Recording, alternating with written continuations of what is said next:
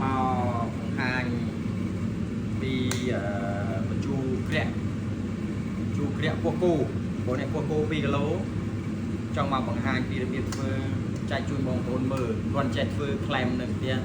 chạy chui bóng bồn nhặt thì Poco mà bồn á dùng dùng Poco pi lố Poco này dương ngao cho anh mà là hôm sân này nó xài dương liên cái liên ấy ở chưa xa đó bồn á hai những cương cắt chạm mà bồn ấy khi năng lực ăn thèm cương cắt chạm bóng chu kẹo hay miên sen tiền lắm bồn tặng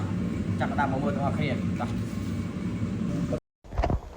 បងប្អូនយើងមានគ្រឿងកាត់ចាបមានគល់លក្រីខ្ទឹមក្រហមខ្ទឹមសស្លឹកក្រូចសើចហើយនឹងម្ទេសដៃនាងក្រហមម្ទេសខ្លោកខៀវហើយនឹងរំដេងនិងល្មៀតហើយនឹងម្ទេសក្រៀមកិនហើយនឹងប្រហុកហើយនឹងទឹកអំពិលទុំយើងច្បាច់វាពូតយកទៅទឹកចឹងណាបងប្អូនឬហើយយើងទុកបានលើសិនឬហើយពោះគោនេះយើងដាក់ពោះគោចម្រុះបងប្អូន2គីឡូពោះគោចម្រុះមកបានឆ្ងាញ់បានតោះខ្ញុំនឹងបង្ហាញពីវិធីធ្វើបងប្អូនយើងដាក់ខ្លាញ់មកយើងដាក់ខ្លាញ់ទៅហើយខ្ទឹមសដែលយើងដំផាច់ដែលខ្ញុំបង្ហាញបងប្អូនបាញ់មិញនេះយើងយកមកកូរជាមួយខ្លាញ់លីងឲ្យឈ្ងុយសិនបងប្អូនយើងដាក់ខ្ទឹមសមុនបងប្អូនណាហើយដាក់ខ្ទឹមសទៅយើងលីងកូរវាឲ្យវាឈ្ងុយបងប្អូនណាកូរឲ្យវាឈ្ងុយលីងចុះលីងឡើងបងប្អូន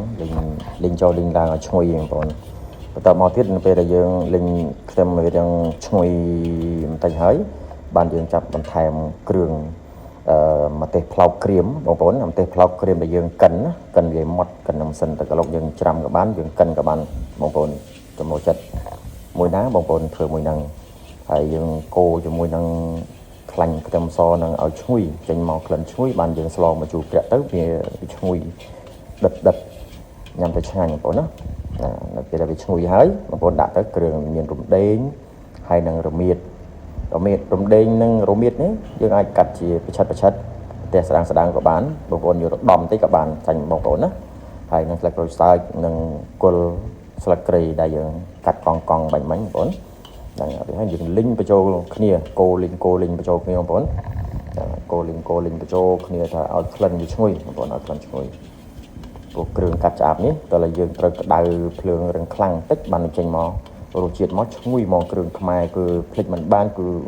3-4មុខហ្នឹងមកតែមកយើងដាក់ប្រហុកនេះគឺប្រហុកខ្មែរត្រីកំភ្លៀងក៏បានតែរស់ក៏បានបងប្អូនយើងច្រាំវាម៉ត់មកហើយយើងដាក់ប្រហុកមកយើងកូរវាជាមួយនឹងគ្រឿងខ្មែរបាញ់ណាកូរតាមពេលដែលខ្ទះក្តៅទៅយើងកូរទៅប្រហុកនេះវាឡើងក្លិនឈ្ងុយកូរឲ្យដាច់ទឹកព្រៃបងប្អូនបាទបងប្អូននេះដោយសារភ្លើងចរន្តចូលយ៉ាងខ្លាំងទៅមើលទៅរៀងក្តាំងខ្ទះបន្តិចកូរវាឲ្យដាច់ទឹកព្រៃបងប្អូននៅពេលដែលយើងមើលទៅហើយដាច់ទឹកព្រៃហើយបានយើងចាប់ដើមថែមទឹកកុំឲ្យខ្លោចទៅបងប្អូនយើងថែមទឹកមកលៃលោកថាពោះគោយើង2គីឡូយើងខ្ញុំដាក់4ទៅ5វែក4ទៅ5វែកនេះវែកដែលខ្ញុំកំពុងដាក់ហ្នឹងវែកប៉ុណ្ណឹងបងប្អូនលៃតាមហ្នឹងទៅព្រោះយើងលៃទៅតាមពោះគោយើងវិញបងប្អូនដល់ហើយបងប្អូនខ្លះគាត់ចូលចិត្តនឹងរាវបងប្អូនខ្លះក៏ចូលចិត្តរាងខាប់ប៉ុន្តែសម្រាប់ខ្ញុំវិញខ្ញុំស្លរាងខាប់បាទតែមកយើងដាក់ពោះគោបងប្អូនណាមើលថាយើងពុះហើយយើងដាក់ពោះគោអូបាញ់មិញខ្ញុំបានដាក់ម្ទេសដៃនាងហើយនឹងម្ទេសផ្លោកពើបៃតងយើងដាក់ពោះគោមកបងប្អូនយើងដាក់ពោះគោទៅបានយើងច្បល់វាឲ្យវាចូលសព្វសាច់អស់ណាបងប្អូនណាបាទនៅពេលដែលយើងរួចហើយយើងកុំទៅដាក់អំបិលយើងដាក់ប៊ីចេងមុនយើងដាក់ប៊ីចេង1ស្លាបព្រាបាយបងប្អូនប៊ីចេង1ស្លាបព្រាបាយវាហើយបានយើងដាក់ស្ករសខ្ញុំដាក់2ស្លាបព្រាបាយស្ករសដាក់2ស្លាបព្រាហើយអំបិលទឹកត្រីយើងកុំទៅដាក់ដោយសារប្រហុកយើងវាប្រៃអញ្ចឹង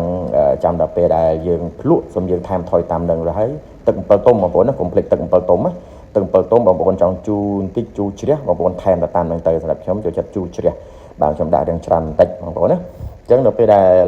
ពុះហើយគេជ្រះហើយឆ្អិនហើយបងប្អូនឆ្អិនហើយអញ្ចឹងវីដេអូនេះគឺមានតែប៉ុណ្្នឹងទេ